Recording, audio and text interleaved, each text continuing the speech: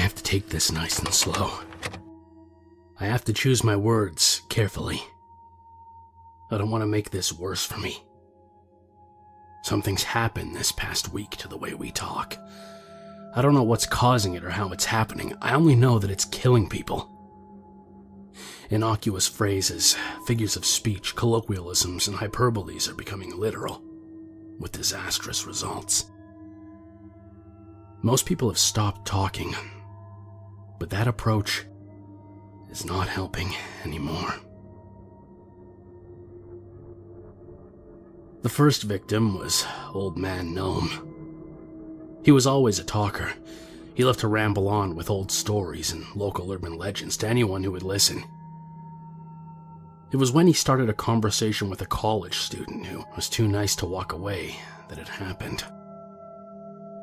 Gnome was rambling on about the time he found the Jersey Devil in his backyard.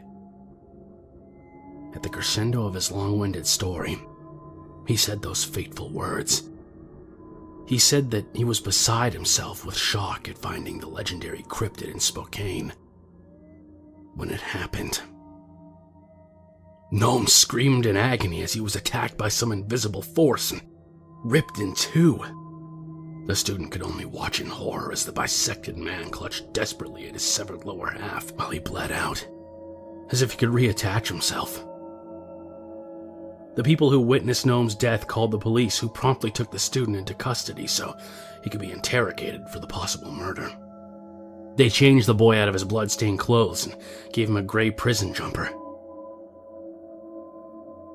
They interrogated him for 5 hours before the stress, lights, and questions broke him. In his frustration, he said something about how the uncomfortable jumper was killing him. The jumper then constricted tight around him. He flailed around the room trying to tear the attacking clothes off, but they were too tight and coiled around him.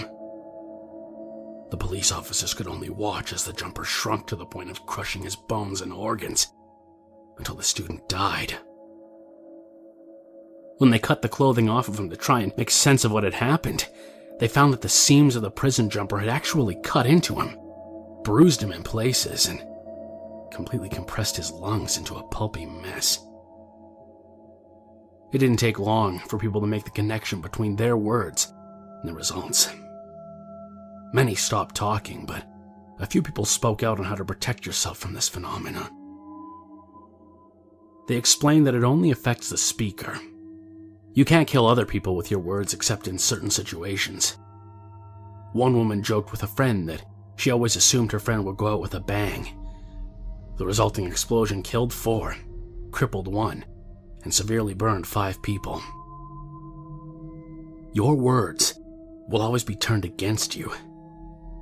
One man boasted that he wanted to die drowning in pussy and found himself swarmed and smothered to death by a horde of oddly clingy cats.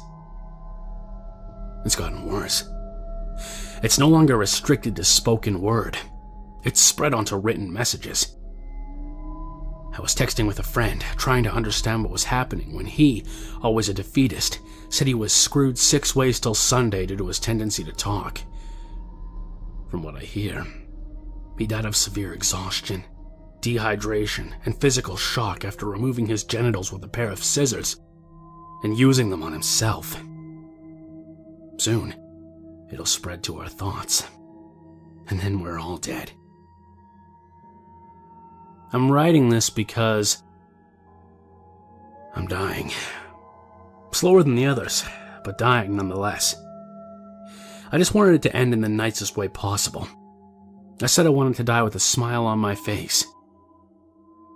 I thought that would be harmless, dying happy. It didn't work. Let me die. My face is paralyzed in a grin. I can't eat. I can't talk. I can't even scream in agony at this perpetual smile burning my muscles. I just want this to end.